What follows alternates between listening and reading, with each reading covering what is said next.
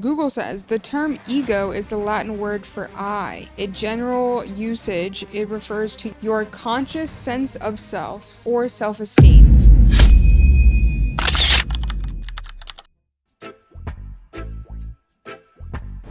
Hello, everybody, and welcome back to the Reclined and Reclined podcast. We're glad We may or may not have you. smoked before this. Oh, we did. There's no doubt. How is everybody doing out there? We are glad that you guys are on board. We just kind of wanted to bring a couple things to you all. The second episode, so let's clap it up. Episode 2. Episode 2. If you missed episode 1, make sure you go back and watch that. That one was on parents. This is episode 2, and we are talking about, is your ego ruining your relationship? It's a question that I think everybody can ask themselves. Right? I don't think it just pertains to romantic relationships either. I think any relationship. Yeah, absolutely. So it's just a question that, we can start with and ask ourselves, hey, is my ego ruining my relationship with my partner, my kids, my dog? Is it? We'll find out. So we're going to be diving in on Jay Shetty. He is a podcaster. He has the On Purpose podcast. Jay Shetty, along with Esther Perel, is the guest. And we will be diving in and watching them and commenting. We do have a stream challenge down there for every sub that we get, guys. It's pinned. Yeah, so we got it pinned down there. Sub up. It has to be no gifted subs. Yeah. Just straight up subs. Yeah. To the channel. Also, we will have edited versions of these podcasts. They're a little more cleaned up. We will have those on our YouTube coming soon. We're waiting for our hard drive because they're 3 hours long. Yeah. Want to give a shout out to Third Eye Productions for making this all possible. I think that is about it, y'all. We're not going to keep y'all waiting too much longer. So, without further ado, I think we should go ahead and dive into the On Purpose podcast. And again, that topic is why your ego is ruining your relationships. I'll be the judge of that. All right, let's see. Relationship is worth saving. Shall I stay or shall I go? Is one of the fundamental questions. And here's the thing. Even if you decide to stay, or even if they decide to go, you may do so while at the same time having a part of you that actually holds the other side. If you think that the decision is 100% perfect, no doubt, no hesitation, then it's a setup. If you leave, you need to be able to leave while experiencing the loss of some things that may have been good, even if it's just a dream of what was. If you stay, you have to be able to grieve the part of you that will never know what it would have been like if you actually left. So the answer is not in the extreme determination, it's in the ability to hold the inherent contradictions. It's a complex question, and complex questions don't have easy binary answers. And it's interesting, isn't it? Because we crave a binary, easy answer. We want it to feel, we often seek complete clarity when we're trying to make a decision, rather than accepting that a decision is followed by consequences and a number of different feelings. You use the word grief there. Yes. And I've seen research that shows how when someone breaks up with you, or when you break up with someone, you almost crave them like we crave an addiction that may even be unhealthy for us at times. Why do you use the word grief? And can you walk us through both of those losses of identity that you spoke about on either end? So grief is because I think every choice comes with loss. The consequence is the choice you didn't make. And even though you think this is the right choice and this is what I must do, the grief may be the fact that you were not capable of making this thing work, or that you had such high hopes and it didn't materialize, or that you have wished that you didn't make some mistakes that you made, or that you wish you had left sooner. There's lots of different ways, but there is no choice that doesn't have loss and therefore some grief attached to it. And that is the nature of the beast. That does not mean that you didn't make the right choice. In terms of heartbreak, it's a different part. Yes, some people experience heartbreak with such an ache, with such a sense of longing and such a sense of fracturing on the inside that their longing becomes obsessive, that they are trapped in rumination, and that it experienced like a withdrawal. That is not all breakups, but that is the extreme kind of breakup, which has been compared to an addiction because of the intense sense of withdrawal and because it takes place in the same centers in the brain. Let's say someone does want to save their relationship. They want to make it work. What does that take on a deeper level from that individual? What have you seen over the years of what it really takes? I think we often think of saving a relationship as like, let's do more date nights, let's spend more time together, let's do more this. But what have you seen it really takes from a human? So look, I work with relationships for 40 years. These are questions that I can answer in multiple ways. So I'm going to answer it in one way with you today. And somebody's going to say, but you didn't talk about that. So I just want to preface that because there isn't a one size fits all. And when I'm going to highlight something now with you, because it's the first thing that came into my mind when you asked, what can we do to actually repair our relationships, strengthen them, fortify them, solidify them, enliven them. One of the first things I often think about is accountability. It's actually not asking the other person to do all the changing. Somebody's going to tell me, but what if you've done that and it hasn't made any difference on the other side? So I just want that to be mentioned. In general, in relationships, we often get to a place where we think you need to change. Here, I'm going to tell you what you could do differently that would make this relationship better. And the hardest thing to do is to actually say, what can I do? Because if you change, it is quite sure that it will also create change on the other side because we are interdependent parts. In a relationship, I start to do something which makes you do something, which makes me do something. It's a figure eight. But if I start to do something else, sooner or later, you cannot continue to do the same. If I no longer answer you when you say something, there's a good chance that at some point you're going to stop saying it because you don't get the reaction that you've been used to get. So there's no better way to change the other than to change ourselves. But that's not 100% thing. It's just a good principle to keep in mind. What is it that I can do differently? What's one thing I could choose that I know would improve the relationship because I've heard you or because I know us? And if I don't instantly walk out every time, but I actually stay and I listen and I pay attention, will that create something rather than thinking about, all the good reasons why I should get out or leave in that moment? So this accountability piece is very high on my list. But there are 10 other things about what makes us work on a relationship to improve it. I can agree with that. I think accountability is a big thing in any relationship, to be able to hold yourself accountable, to also, I feel like when somebody comes to you and expresses like you may have hurt them or, they just want to talk about an issue, it kind of like, the other person could get defensive instead of actually taking a look at themselves and you're like, yeah, I kind of do that. I'll be better at that. Or just to take accountability for how you show up in the relationship. Right. I mean, I feel like accountability is a huge part of all relationships just because, you're the one to show up in them. Right. And if you can't show up fully as yourself and accountable for the things that you do, the things that you don't do, the things that you could work on, the things that you're great at, it just won't work. Yeah. You're at that point, you're playing a game with yourself. So, it takes two or more to have a relationship and form a relationship. But yeah, I think accountability is a great start in all relationships. Yeah. And you talked about there how, trying to change the other person isn't necessarily the focus, but for so many of us, that seems to be the problem. The problem seems to be the other person's behaviors, their attitude, their approach to life, maybe their aspirations. I hear a lot of people say things like, they don't dream enough, they dream too little, right? Like or too much. Too much, sorry, that's it, yeah.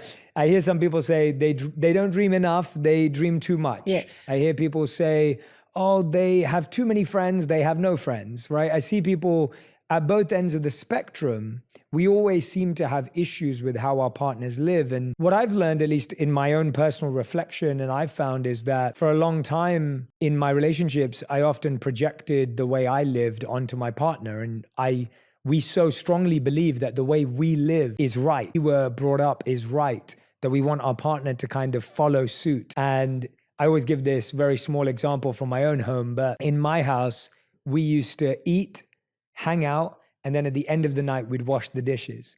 In my wife's home, they used to eat, wash the dishes, and then hang out. And so when we got married and we started living together, and when we were having friends over or whatever it may be, in my mind, we're going to eat, we're going to hang out, and then we're going to wash the dishes. And in my wife's mind, she's thinking, we're going to eat, now we have to clean up, make sure everything's clean, and then we can hang out. And something as little as that can cause so much friction. Yeah, I definitely want to speak on that for sure, because I feel like as a people, we really underestimate, and I guess I can only speak from my own perspective, but I think other people would also feel the same, right? That we really underestimate how our backgrounds as people and our upbringing and our head start in life, you know, it all looks different before we meet each other and before we get to, you know, trying to work in a relationship with someone else, and not realizing, like, you know, people come from vastly different experiences. And then you try to get together with them and do all this stuff and try to work toward a common goal. And exactly like, you know, they said something as simple as the order of which things are done. You know, when you live with somebody and you have a relationship with somebody, stuff like that matters. Yeah.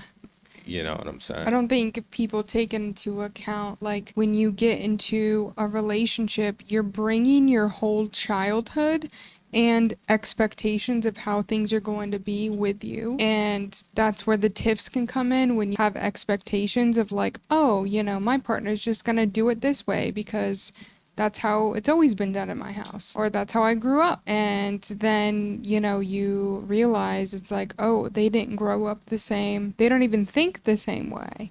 Right. Like, they're not even thinking of that. And for me, like, that's the only thing on my mind. Because that's your experience. Yeah. Right. And that's all that I know. But I also think that people get into tiffs because they're like, yeah, like you said, well, I'm right. And then the other person's like, well, I'm right.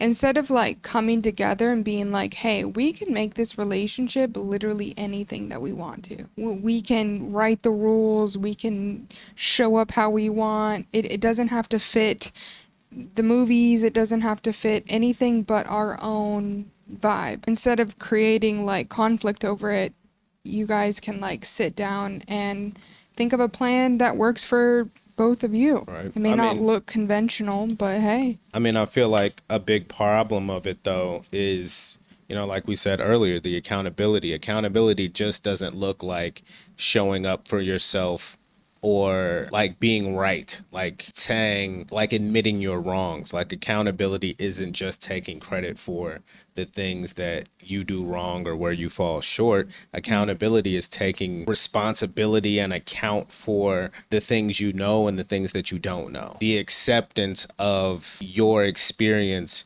versus, you know, same with empathy. Yeah. It's like, well, I may have never been through that, or I may never have experienced that, but it's in the same context of, you know, accepting what you know, accepting what you don't know, but also being open to other concepts. Yeah, and not just holding on to the idea that your concept is right. Right. Because who's to say anything is right and wrong these days? I mean, these days, anytime. Yeah. You know, people haven't thought enough about why something is quote unquote wrong. Maybe it's a moral compass within you that tells you, okay, this is too far. But in nature, you know, where's the right and wrong? You know, when you look around us, you know, things happen, things go forward and move on. There could be things that are less desirable, I feel, or maybe considered unethical. Yeah. Right. But as far as right and wrong, like, there's no right or wrong whether I wake up in the morning and put my pants and my shirt and then my socks on, or my socks, my shirt, and then my pants. Like, there's no right or wrong in that. Or if you even get dressed. Right. So in that aspect, you know, it does go out because, you know, in that aspect, who's to say right or wrong? But then I step outside of my home or my place of residence completely naked. Yeah. Now I'm doing something wrong. Yeah. Right. Now it's a problem. now that's right or wrong. But why is that? Just like I said the other day when we were talking, I was just riding down the road, saw a dog taking a shit on the side of the road. It's like, why can't I do that? And I mean, at first thought, it might sound crazy, right? It might sound wild, but I mean, in a real aspect of nature and life, why can that dog openly do that and I can't? And we both have the same bodily functions to take care of. What's so much more wrong for him to do it than it would be for me, other than somebody else's idea of what right and wrong is? Open yourself up, man. Open yourself up to the fact that we're all human and nobody had the answers the first time. And as far as I know, it's my first time. And bad communication and feelings of, oh, you don't care about me and you don't love me and you don't appreciate me or you don't value the work. And there's so much that comes from something. And that's just a very small example. But it's interesting to me that in that scenario, we both had not created a new belief system for our relationship, but we're operating based on two old belief systems that we'd simply adopted. Walk us through whether you agree, whether you disagree, whether you can edit that, reveal more to us about, I find so many of our challenges exist because we project our operating system onto someone else rather than creating one with them. I like the way you call it the operating system. So I'm going to take a sentence that you Please. highlighted and start from there. You said, here we were fighting about what's the right moment to do the dishes. But in fact, what we were talking about is you don't care, you don't see me, you don't appreciate me, you want it your way. And what you're highlighting here is something that I've actually talked a lot about in a new course that I'm doing on conflict, which is exactly that. How do you turn conflict into connection? And one of the things I say is that it's not what you fight about, it's what you fight for. You were fighting for recognition, you were fighting for power and control, you were fighting for respect, you were fighting for trust and closeness. Underneath the fight, there are usually 3 sets of issues that we are actually fighting for. And that is power, trust, and value. So you don't value me. I worked on this dish, on this cooking. I made this nice meal. I prepared. I tried to be kind to your friends, and you don't value me. So Once true. you've understood that, what is the hidden dimension that you are actually fighting for, the fight, the dishes, the when to do them becomes a lot more clear, rather than it's not just I'm imposing my belief on you and I want it to do my way because my way is the right way. You may think this way, but the question is what happens when you have to confront yourself with someone who is different? I mean, everything about relationships is about straddling sameness and difference. And when you are a couples therapist, it's very typical that people come to you and they're like a drop-off center, right? They tell you, here, my relationship, here's my partner, let me tell you what's wrong with them and maybe you can fix them and I'll help you. I'll be your adjunct, exactly. on how to make my partner understand why my family's way of doing things is the best way of doing things. It's a very good way. And so then the question is, if you have to change your mind, does that mean that it's a loss of your identity? Or can you actually experience that as an expansion, as something that you let in? How do you let the other person influence you without being constantly in a defense of your, this is my flag and here are my values or my operation system? Yeah, I really, really relate to what you're saying. And I love how you've broken it down to what we're fighting for versus what we're fighting about. I think that's brilliant. And that's from your masterclass, right? No, this is from my own new course. Oh, this is from that your own new course. I am coming out Got with it. very soon. And that is really about letting people have a very different view and set of skills for handling conflict. Got it. Like this one. Yeah. At first it was a nice thing. You didn't fight about. You just said, we do it. Oh, that's so interesting. No, let's do it now. No, let's. And then slowly, because you couldn't come into a unified agreement, it became a point of contention. And then that point of contention became the go-to every time you need to talk about your backgrounds, your values, your style, your priorities, your way of doing. I think we feel so robbed, or at least when I speak to people about this, they feel so robbed, as you said, of their identity. But also, as you said, people feel robbed of their power, that if I give in to this other person, my partner may be the more powerful one in the relationship. Or if I concede, then in the future, when we're making decisions, they're going to think I'm going to concede. And often that is the case, that people get into relationships because they think the other person is submissive or conceding to them or agrees with them on everything they say. And then one day that person goes, wait a minute, I didn't realize I just gave up everything I care about for you. And so how does one learn how to practice that humility and giving up of power? Or is the solution a unified agreement, as you called it just there? What are we trying to unravel? How do we do that? Because I think that... But you just betrayed yourself in the question. Okay. Your whole question is framed in power terms. Concede, acquiesce, give in, loss of self, And that's how people loss feel. of power. Yes, some people feel this way. That is one frame for some people to enter into a relationship. But if I actually change the word power, I could go like this. In every relationship, you will find that there often is one person who is more afraid of losing the other, and one person who is more afraid of losing themselves. One person more afraid of abandonment and rejection, therefore more likely to acquiesce, to pacify, to placate, to say yes until maybe one day not. And one person more afraid of suffocation, and therefore they fight for their ideas, their ways of doing it, the timing of the dishes. And that is less about power. That is more about the nature of connection. The majority of power struggles in a relationship are not power struggles. Power is the defense. The control battle is the way people are defending, trying to get something for something else that they are worried about. It's the surface behavior.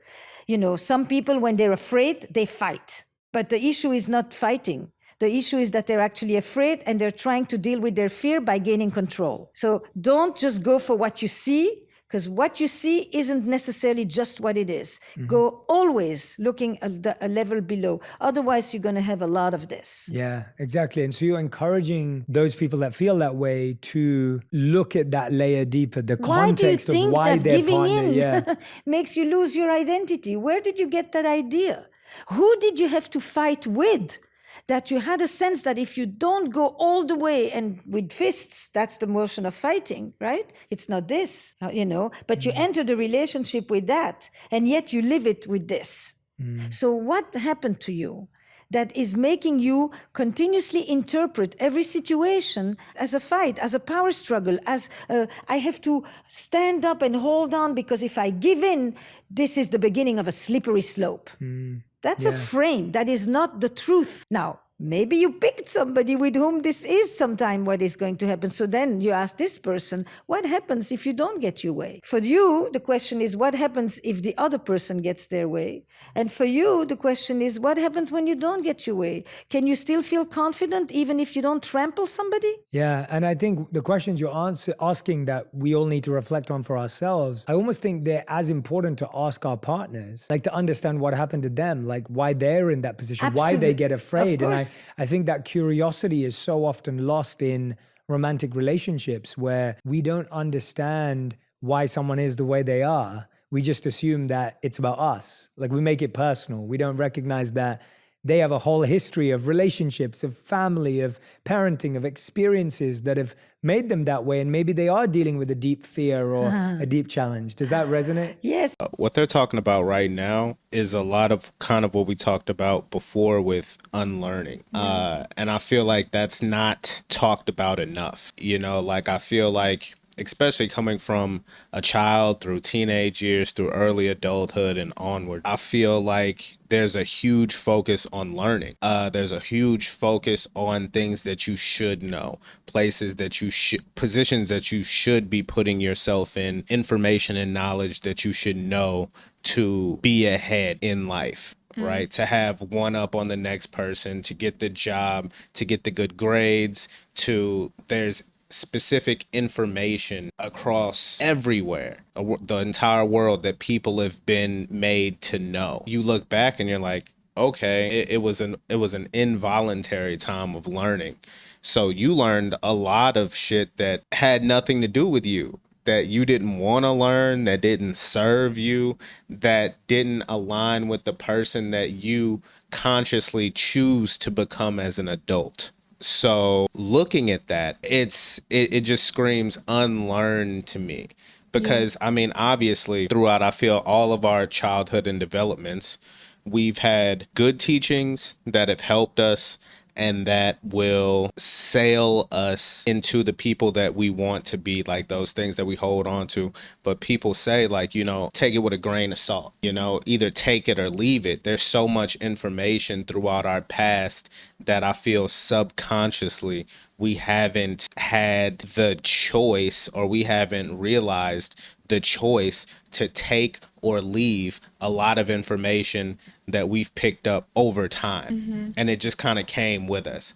Like, you ask a lot of people why they do stuff. Oh, I don't know why I do it, or I did it because this person did it. And there's so much of that. Even something as simple as, you know, one time I remember I asked my mom why she was getting ready to fry chicken. She used a paper bag from like Kroger and got in there and shook it up. And I asked her, I was like, why do you do that? She's like, I don't know. I saw my mama do it. And I was like, But, you know, that was like the first kind of thought to me of like, wow, people do things just because they're just emulating, like not because that's the right way to do it, or, you know, whatever. Like, you ask a lot of stuff, and I mean, it's been passed down through everything.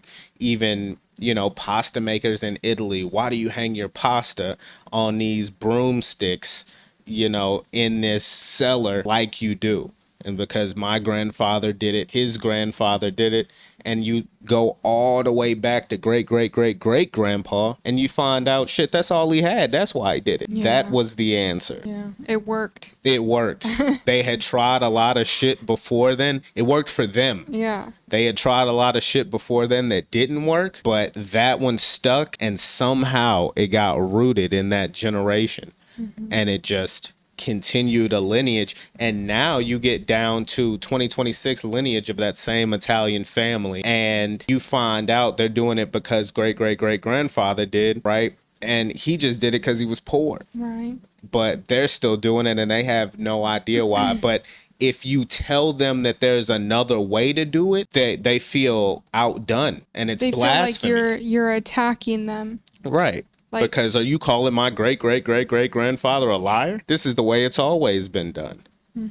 And the thought of innovation, the thought of something new triggers that person into, oh my God, like I have to attack this person because this is the right way to do it. And they're just holding on to that. So the unlearning, or the even innovation of, like, I know, and especially in Italian food, I can speak to it because I've seen it. If you go in, like, they shame people that try to change Italian food. Like, if you try to go in with like a new recipe or a new way, like innovative thoughts and ideas, like, the community doesn't want to hear it because the old way is the best way. And I feel like we bring that into our relationships. There's something seriously wrong with that mentality when your main purpose in life is to grow and become a better person and evolve. Like, things are ever evolving, ever changing. You can keep what works, but you know, you did what you had to do as a kid to survive. So however that looked, for me, it was people pleasing. So if I just like people please and give people what they want and be agreeable, then that's how I can like get through the day.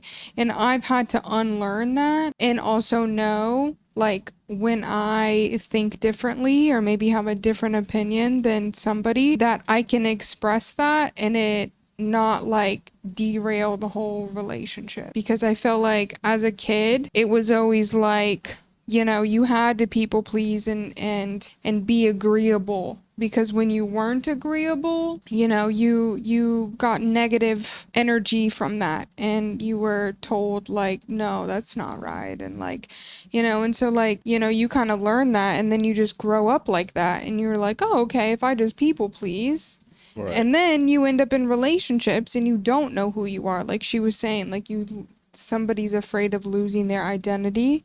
Right. And that's why people fight.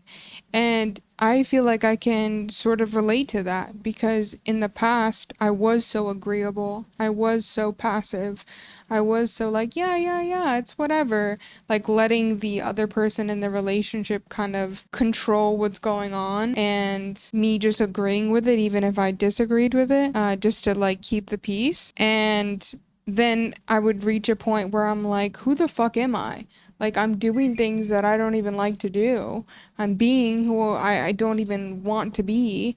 And it's because I've just been passive and just let this person, like, you know.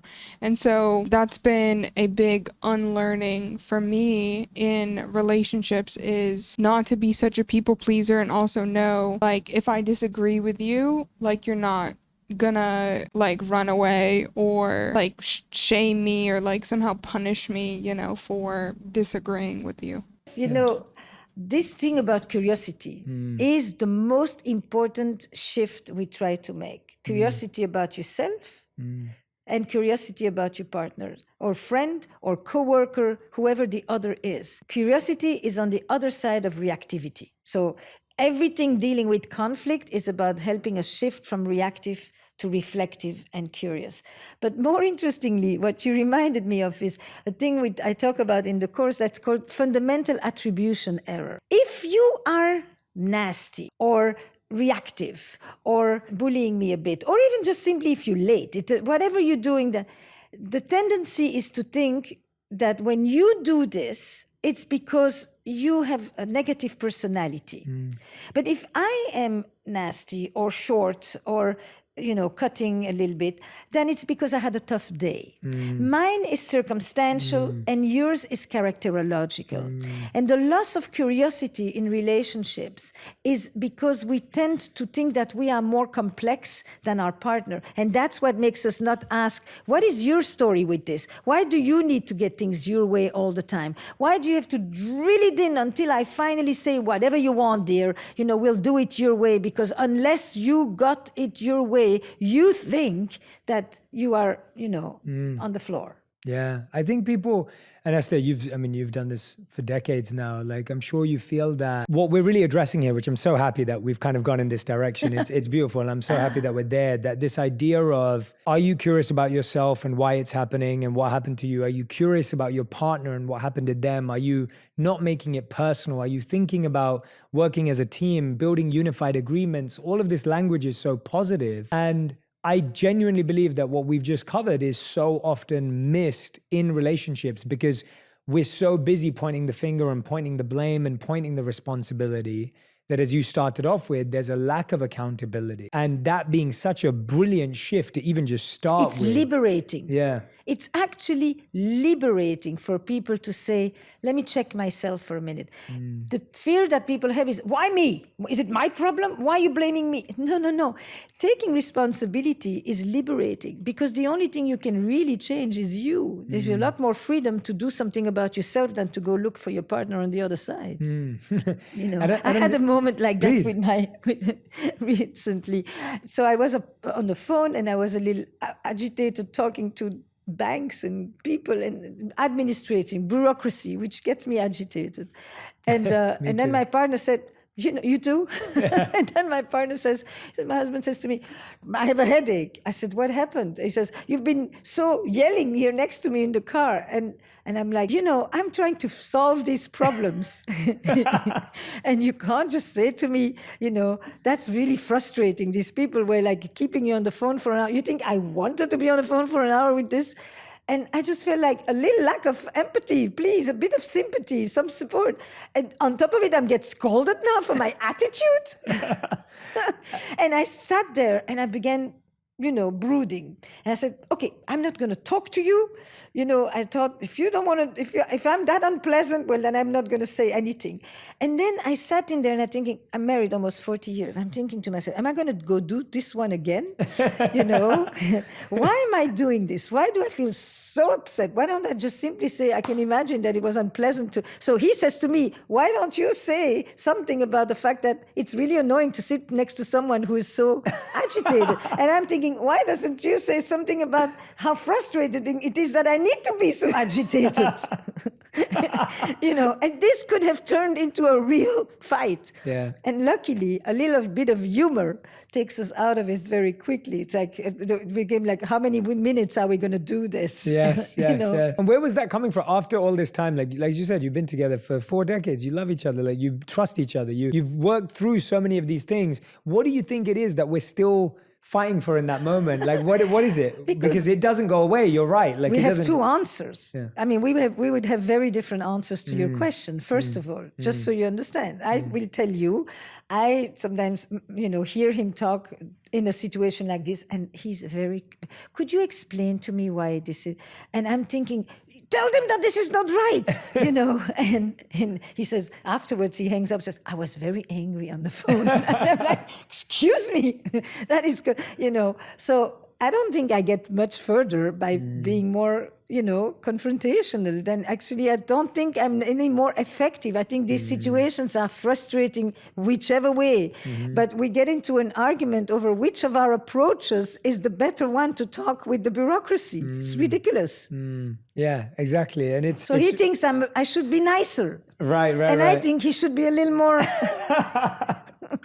direct. And what are you saying? Are you saying that neither approach matters and we're arguing about something insignificant, or is it no? Here's the thing. You're in a situation where you are bound to not necessarily be successful. Yes. You're bound to experience some helplessness.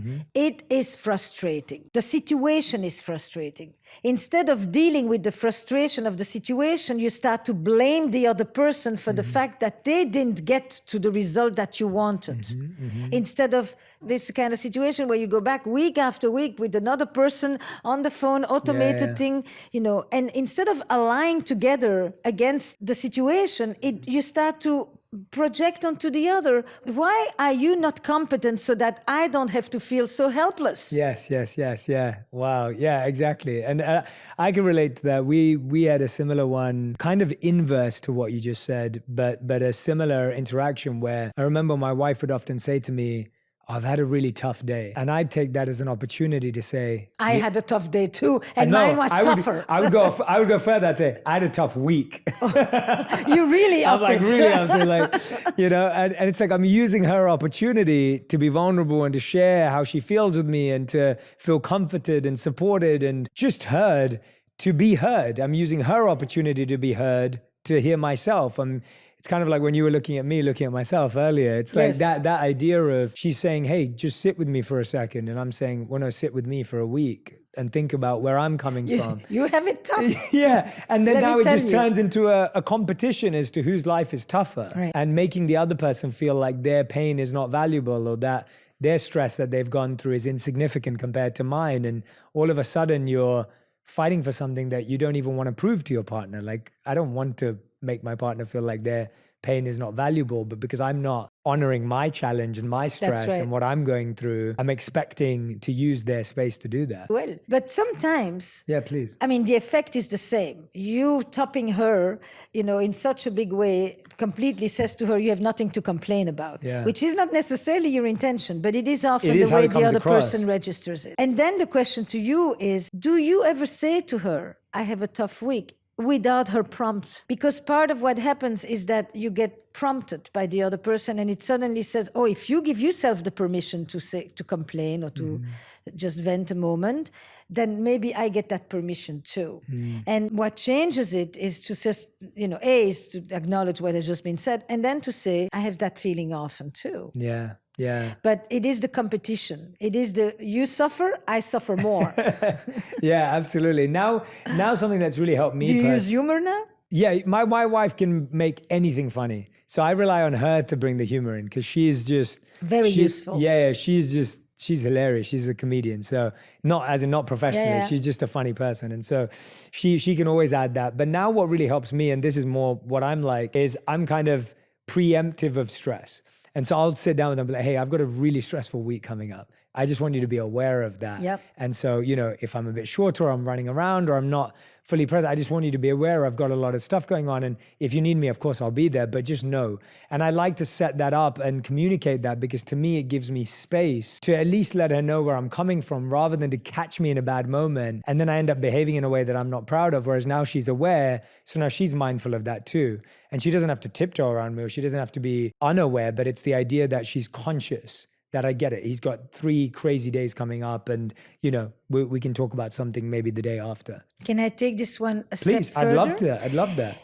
It's probably one of the most useful things I have seen changing in a relationship. When you do what you just do, you're attentive, you're caring, you let her know, you're apologetic. And being apologetic is very beautiful, but it still says, my life is very important. And I just want you to know I'm not going to be there. The step that really changes it around is when you say to the other person, I'm so thankful that you are here, because your being here is what enables me to go take care of my busy week. Yes, absolutely. Because once you say it like that, you make the other person very important, and not, my life is so important, thank you for understanding it. You come after. I'll be there if you need me, but you come after. The thanking reinforces the interdependence, and it's true. Because you couldn't go and attend to your life the way you do without having the other person do whatever it takes for you to be able to be absent for a while. And when you acknowledge that, it makes them feel like they're part of the story rather than they're on hold while your story unfolds. Absolutely. Absolutely. I couldn't agree with you more. And I've always found that, at least for me, doing that separately in different contexts has at least helped me when it's not tied to the same context. But I love that idea, and I fully agree with you. Like, you know, I think it's a nice switch. Yeah, it's beautiful. It's a tweak that really changes the power dynamic in the relationship in a small move. Yes, definitely. It's switching the significance from yourself to this relationship and the support that you each provide. Yeah, that's beautiful. I love that. I love what we're talking about. And you've probably heard this a million times, and that's what I think it's important to address. A lot of people will say, I want to talk to my partner about these things. I want to be curious about them. I want to ask them about their past. But every time I do, they shut down. They go quiet. They don't want to talk about it. If I get curious and say, hey, you know, when we're not arguing, but when we're just talking, and I say, hey, you know what, I just wanted to figure out, like, is there anything that scares you from your past? Is there anything that worries you? Or is there any challenge you're going through? Like, how can I help you? And the other person goes, no, I'm fine. I'm okay. I'm dealing with it. And people often feel like they get shut down when they're trying to be curious. I'm sure you've heard this a million times in sessions. And how have you dealt with that? If you've tried to ask your partner a certain set of questions and you systematically get the same answer, change tactic. The point is not doing it one more time, hoping that this time you're going to get a better response. It's a little bit like Moses and the rock. You know, the water won't flow. Yes. So what I like is not to be so direct. You know, somebody told me recently that they had gone to an offsite at work. So it started in a different context, but it's a good example. And she organized this whole offsite, and she took a card from the game. From where should we begin? And the card was somebody who impacted your life and doesn't know it. And the whole group went through this question.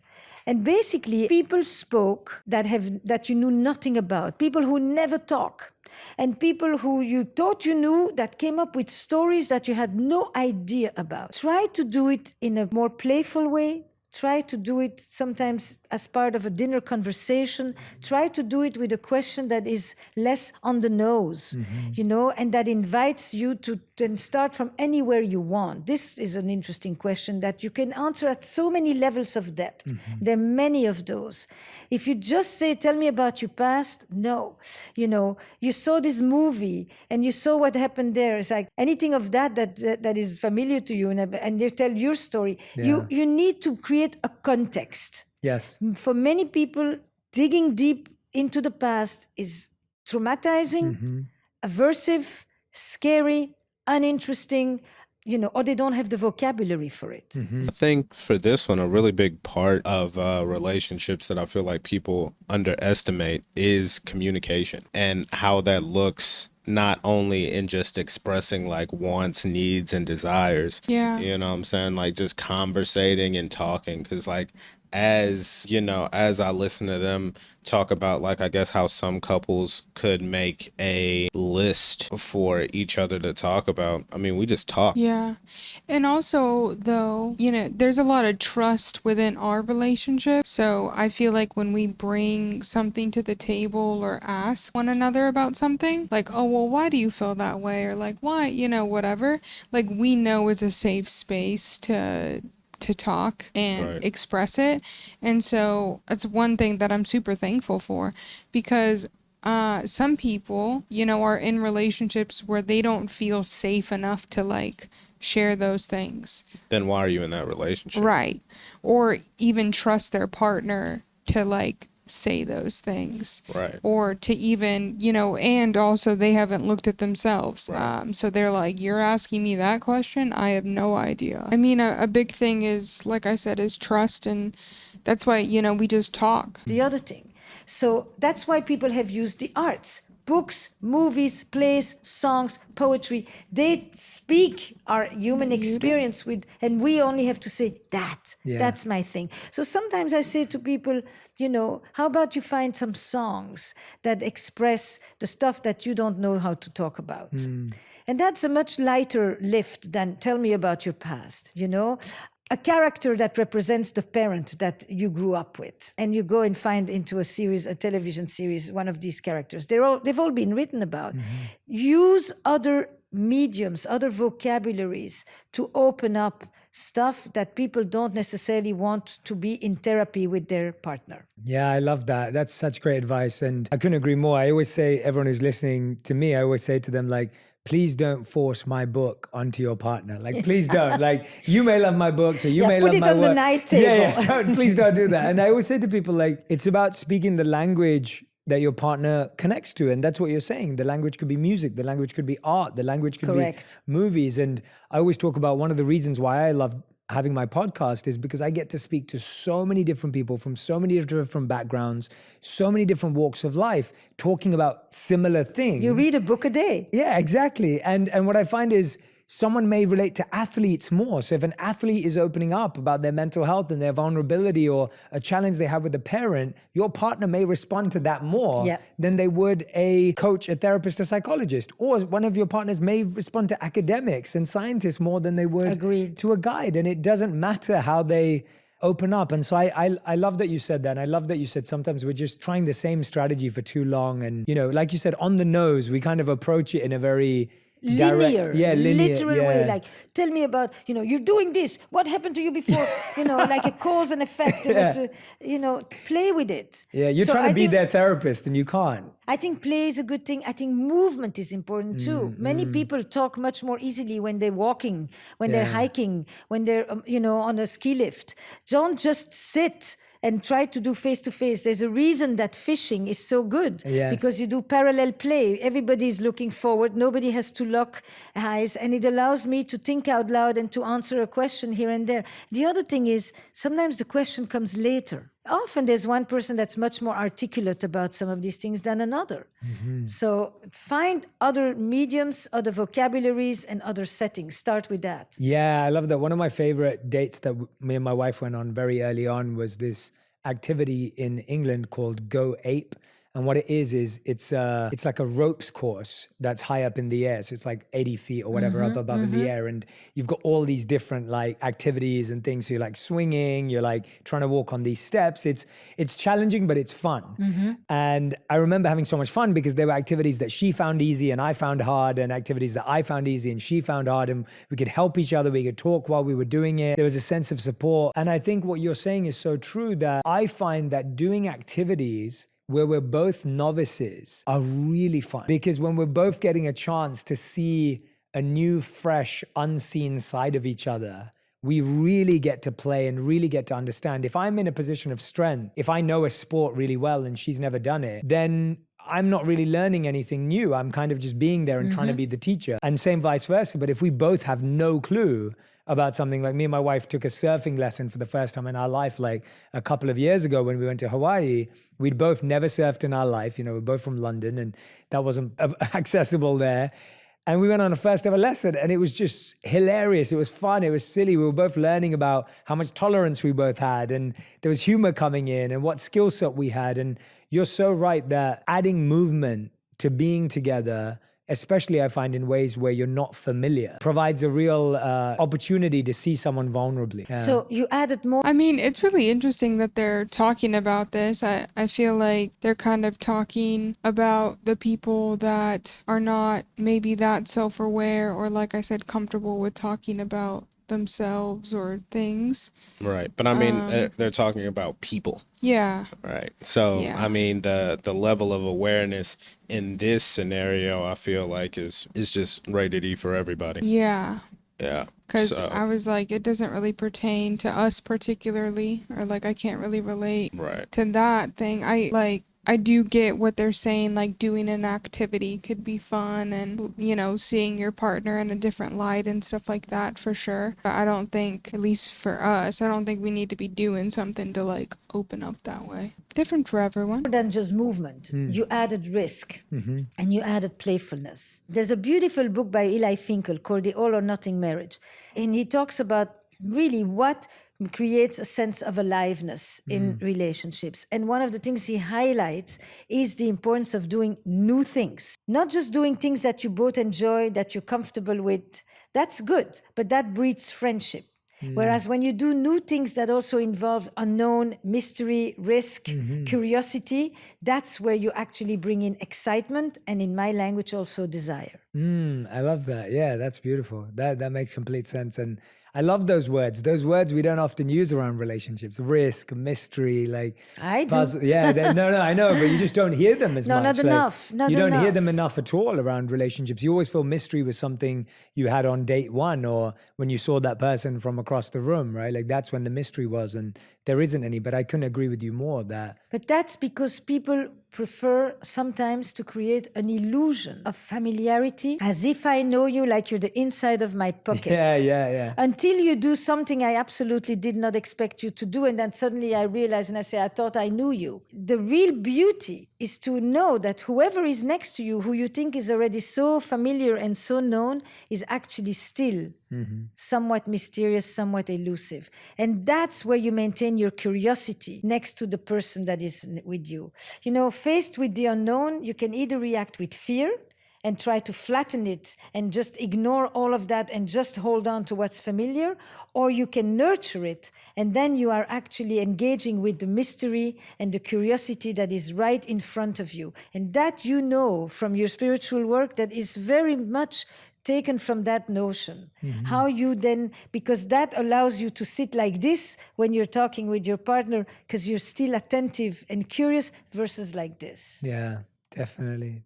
Let's say someone decides to break up, or maybe they're broken up with, and we can talk about both sides of that. If we talk about the side of someone's decided to break up with someone for their own reasons, and of course there could be a million reasons for breaking up with someone, so it's hard to be specific there. But if someone's broken up with someone, but they are having those feelings, as you said, the consequences will be you'll still have that grief of what could have been. You have the consequences of maybe it could have worked, maybe we should have tried. There's still a feeling of I wish they were still around. I used to talk to them every day at 7 p.m. at night. I used to, on a Friday night, we'd always go to this favorite restaurant, whatever it may have been. We have these memories. What do people do with that feeling? What do you do with that feeling of craving? You know, you do a lot of different things, but it's so interesting. I literally edited a new episode for the podcast, for Where Should We Begin, of a guy who leaves his wife, who he had been very close to for quite a few years, has a young child, moves in with another woman, is on the verge a few years later of marrying that other woman, and can't do it,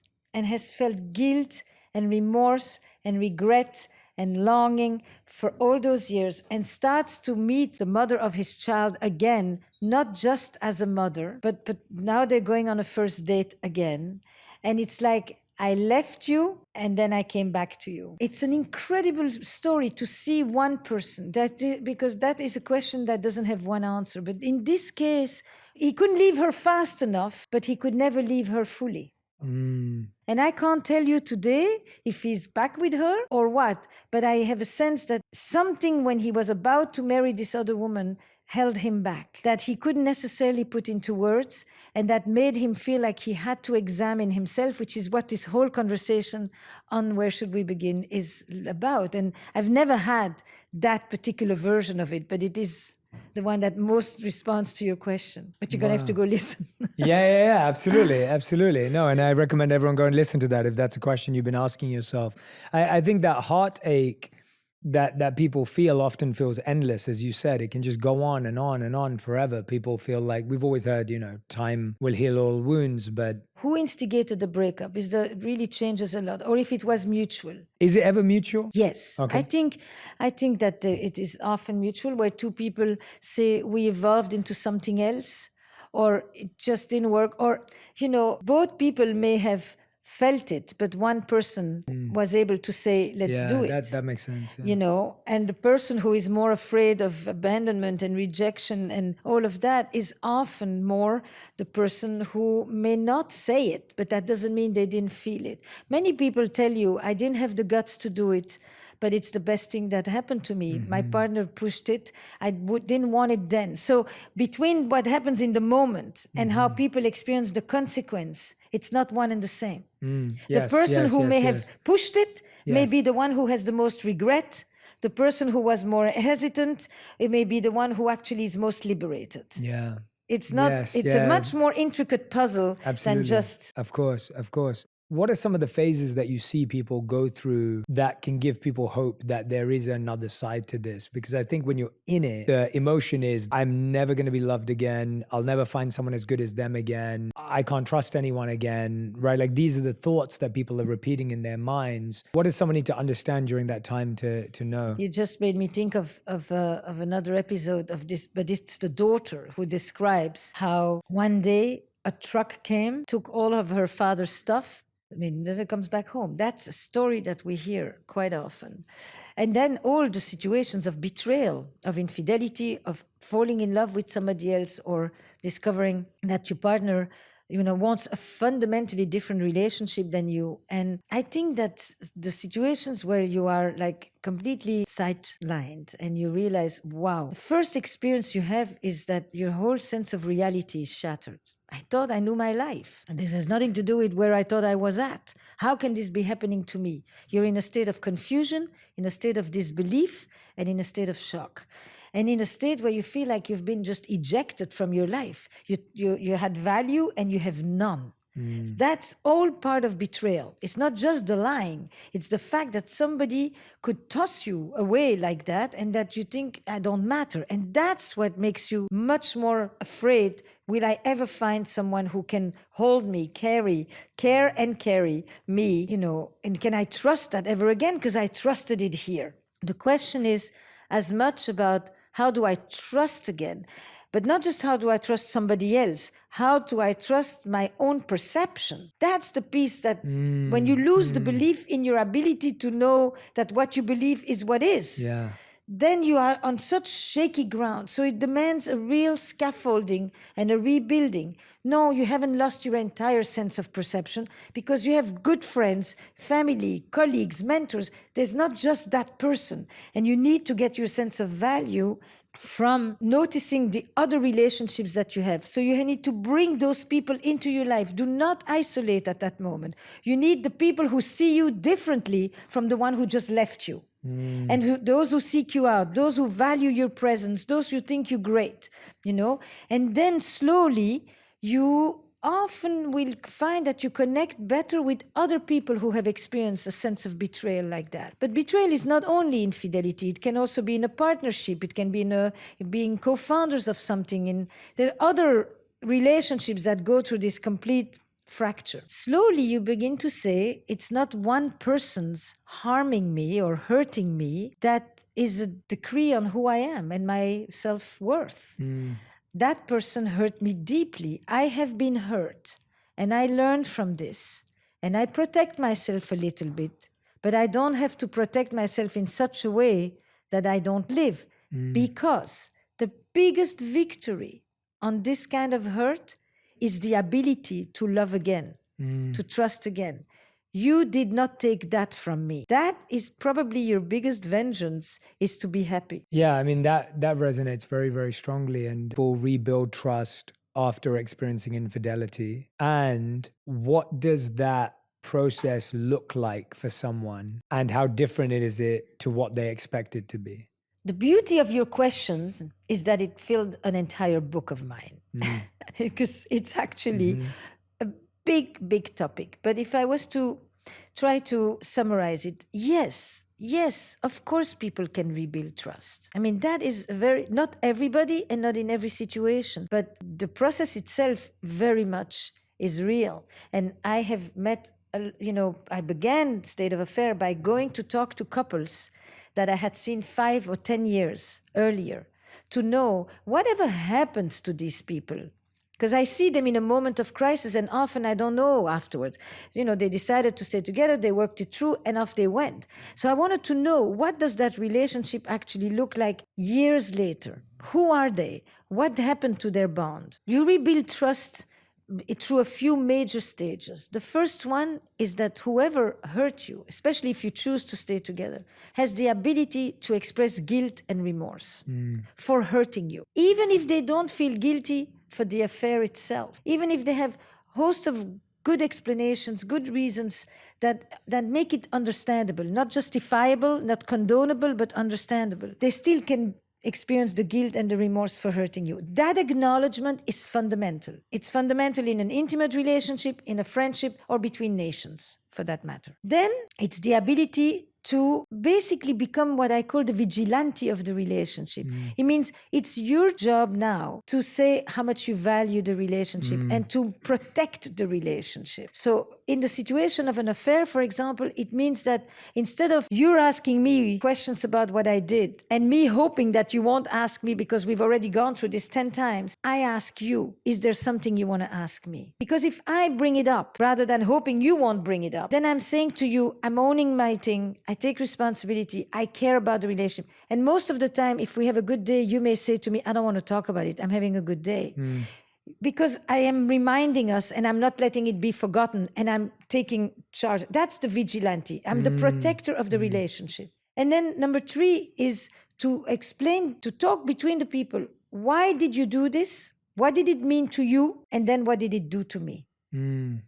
The affair always includes both sides. If you just talk about what it meant for you, you're missing a point. If we're just talking about what it did to me, we're missing a point. So the ability to not just look at the facts, what did you do, but the meaning of it. Affairs have meaning. They're stories. They tell us something about the person, about the relationship. Not always bad things, for that matter. So what did it mean to you? And those 3 stages, in the crisis phase, remorse, guilt, acknowledgement. In the insight phase, you are the vigilante, and together we explore meaning making of this crisis for us. What are we going to do with this? And then phase 3 is, if we do stay together, what's our vision for who we want to be? No, we will probably not go back to what we were, because what we were may have been part of why we got to where we are. Who do we want to be? What does it open up? An affair topples the scorecard in a relationship. So I may have accepted all kinds of things because this was the way I conceived of our relationship. And I was willing to not work, and I was willing to make more money. I was willing to work all the time. I was willing to do all the childcare. I was willing to do none of it. I was willing to take care of your ailing mother, of your addicted brother, whatever. I accepted a lot of things. But now this basically gives me the opportunity to also say, I also have discontent. It's not just your affair that expresses the discontent. And so here's the fundamental line. Most of us today in the West are going to have 2 or 3 relationships in our adult life or marriages. Some of us are going to do it with the same person. So sometimes the affair is the end of the first marriage or the first relationship, but it can be the beginning of the next one with each other. And that's the rebuilding of the trust.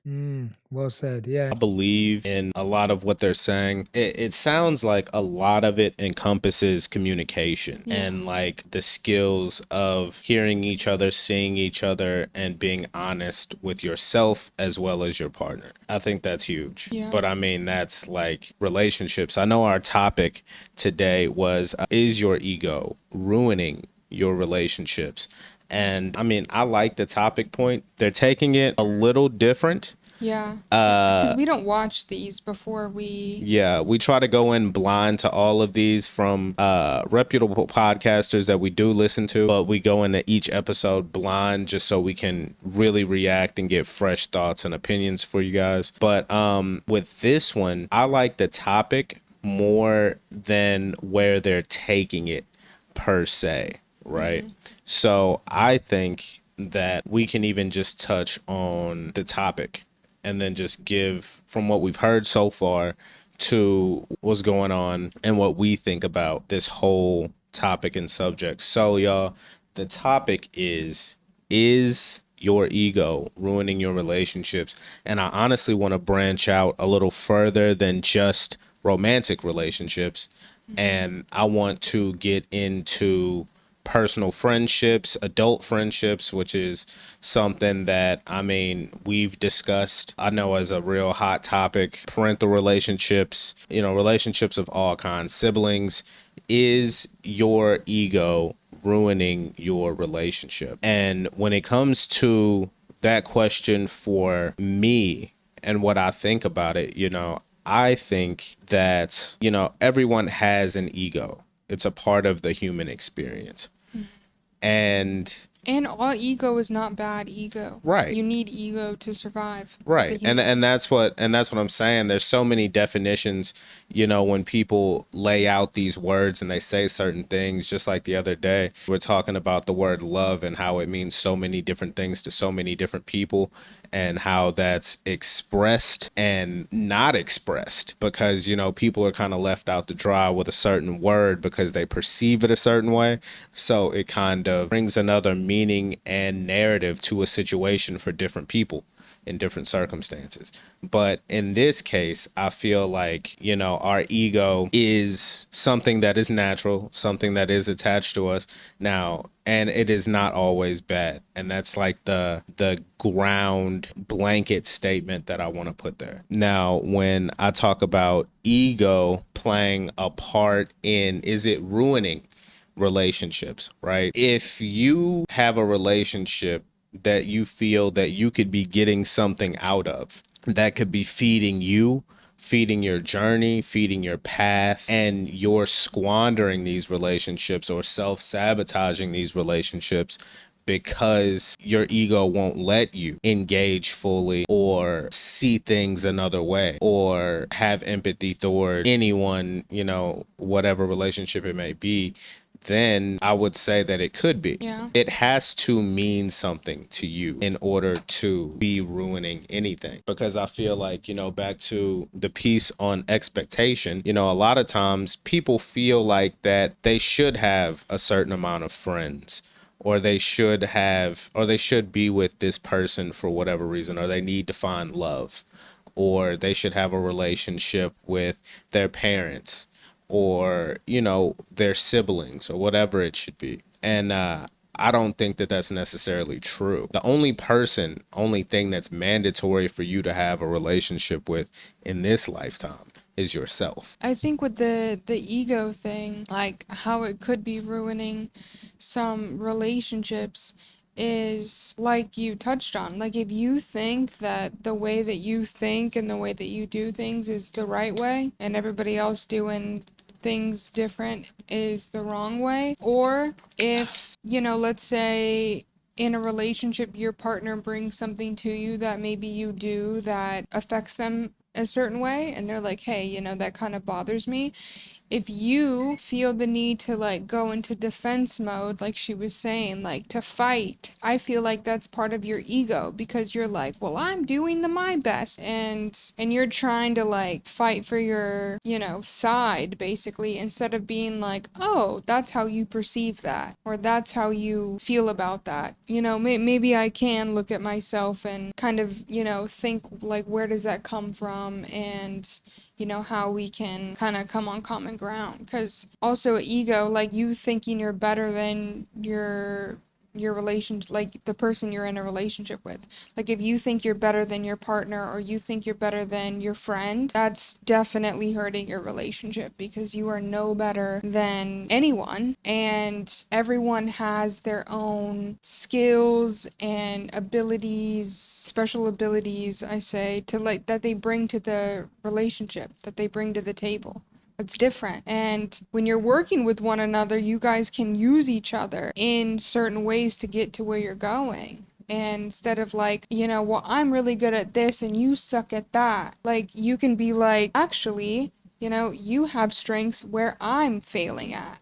And I feel like your ego kind of, if you let that get in the way, can even not let you admit that you have faults or maybe your partner is better at something than you are. I feel like in adult relationships, just in general, spread out romantic to friend to passive, there needs to be a genuine give and take, and there has to be alignment and an understanding of purpose and intention, and if there isn't those things, and we go through life the way that we've gone through it through childhood and adolescence, I feel like a lot of things just kind of fall into your lap. People don't really make hard choices or hard decisions on what they want for them or what aligns with them. They just kind of go with the breeze. Whatever falls in their lap, that's kind of what they take, and they make it work, right, quote unquote, or they do it because they haven't unlearned. That's all they ever known. The situation's familiar. Like she said, a lot of people fall into familiarity and comfort with relationships because it's safe for them. And exactly that mystery, that it's what keeps the spark going through all relationships. And that's just growth, basically, what you're saying. Right. Like growth as a human, improving on things. Yeah, just personal development. Mm-hmm. That's what's and interesting. Being able to like get out of your comfort zone a little bit. Right. Because nobody wants to be around except other people that are sedentary. Nobody wants to be around the person that's been doing the same thing and hasn't had any new stories to tell, Right. hasn't had any personal experiences within themselves that are worth talking about, because that's life. Yeah, just like that friend that like keeps going back to that guy after over and over and over again, cheating and stuff, and you're there to pick up the pieces every time. You're trying to give them good advice and they just don't take it. Like eventually those relationships kind of fade out because, you're not getting anything back from them. They're always coming to you with a problem and they're not even willing to fix the problem or do what needs to happen to make themselves feel better so then they can bring a better version of themselves to the relationship. They just keep bringing that same version back. And yeah, eventually you get tired, you get bored. You're just like, dude, do something, man. I think with this one, y'all, I'm interested, and I think that they do hold a lot of good points here. But I am I'm skeptical as to if it relates to directly what we wanted this podcast to be about. Which we got the whole ego thing from the episode name of this podcast. Right. So the episode name is your ego ruining your relationships? So I think it's really interesting that they're taking it this direction, because I'm like, they're not really... They're diving just more into relationships. Right, but they're also not even referencing ego or how these things that they're saying could be a part of someone's ego. Right. Because some of these actions that they are saying that are negative are a part of one's ego. Right, but it's not being talked about. But yeah, they're not addressing that. Yeah. And definitions of ego, which I think is very multidimensional, should also be stated. And also the natural thing of like every human, we all have an ego. Right. And there's favorable parts of it and there's not favorable. Like, explain that. So explain your definition of ego then. It's a good question. I feel like there's two sides of the ego, and they come out differently. Like I was saying, like, you kind of need ego for confidence and to show up in certain areas and to be like, yeah, you know what? I did do this thing. I do deserve to be here. I have been great. I have been this. Those are ego. Like you're talking about your own ego and what you've done. And then where I feel like it, and you need that in life, because you need to be able to talk yourself up in situations. You need to be able to be more confident in certain situations and actually see the work that you've done and not just pass it by. Like, you need to own that. But then the negative side is the ego when you are when you feel like you're being attacked by hearing someone else's opinion, or something, or something is presented to you that you made somebody feel a certain way and you don't think you've done that. Like if somebody comes to you and they're like, yeah, what you said yesterday like really hurt my feelings, like I don't think that you were taking it into account, blah blah blah, and the bad ego is like, what? I didn't, like, what? Like I didn't mean to hurt you, like, and that was not my intention, and like why would you think that I'm like hurting you, and I don't even know why you're feeling this way. Like that wasn't me. I didn't mean to say that. Then coming from the empathy side of like, you could approach that and be like, wow, thank you for sharing that with me. I've never really looked at that side of me or realized I was doing that. Let me take some account. Let me, maybe let me think about it for a day and come back to you with how I feel about it, or maybe things that I've noticed about myself once that's brought to my attention, instead of just wanting to deflect it and be like, me, what about you? Right. Yeah. I want to dive into, for me, ego would be defined as one person's inward representation of how they see their positioning and perspective in the world. So relative to their narrative, their consciousness, and their perception of how people perceive them. That's my definition. Ego. Now, like you said, the examples that you just gave branch off from the negatives and the positives, but I feel like a lot of people, when they hear the word ego, it just, the definition that pops up and the relation is just like when you hear egotistical or ego, it just branches to like negativity or just like a bad negative space in which someone thinks that they are more than they are. But to me, it's just the thought, like it's the thought and relativity. But you got the definition? Yeah, I do. I was going to say you articulated that a lot better than me. I could only really give examples, but it says, Google says, the term ego is the Latin word for I. In general usage, it refers to your conscious sense of self or self-esteem. Depending on context, a big ego can mean having high confidence, or it can denote an inflate sense of pride, self-importance, and conceitedness. So it does give a psychological thing. It says, Sigmund Freud, the ego is the organized, conscious part of the psyche. It acts as a mediator between the raw, impulsive desires of the id, which if you're a psychology major, you know what that is, and the moral/social standards of the superego. It ensures your psychological needs are met in a way that is realistic and socially acceptable in the outside world. So it is how you show up and how you're looked at. Right. But it's the conscious self-perception. sense of self or self-esteem. Right. And how you're perceived in the outside world. And how you hold importance. And I think that that's a really big piece. Like, it's very important to understand what something is before, you can expound on it or have an opinion about it. Because I feel like there's so many words nowadays that are being thrown around. Yeah. And social media has really made these like buzzwords that people just like to throw on everything. Gaslighting and ego. I mean, gaslighting, ego, trauma. Yeah. Like,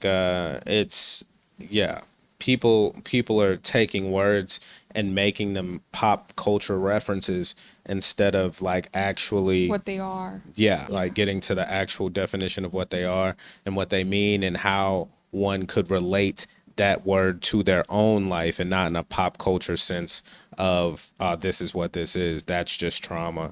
Like, it's all inward in a relation of what it is to you. So I think that is a really important case. That's what I thought that they were going to get into with this podcast. Right. I mean, this one's interesting, y'all. Definitely make sure you let us know in the comments, what we could expound on, or your own experience with your own ego in your relationships. Give us some examples, and we'd love to have a conversation, because that's what this podcast is about. It's about sparking conversation and community. Literally. So let us know in the comments, y'all, exactly how you feel on this topic. If you feel away, if you don't feel away, or if you can completely relate and want to expound. I think that will be the show then for us today, you guys.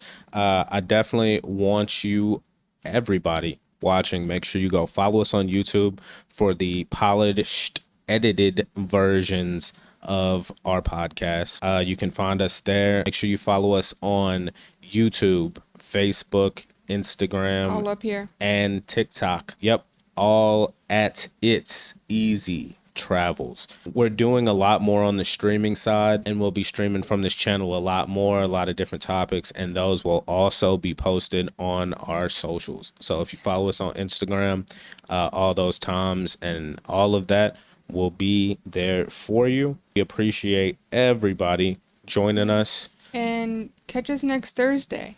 Yeah.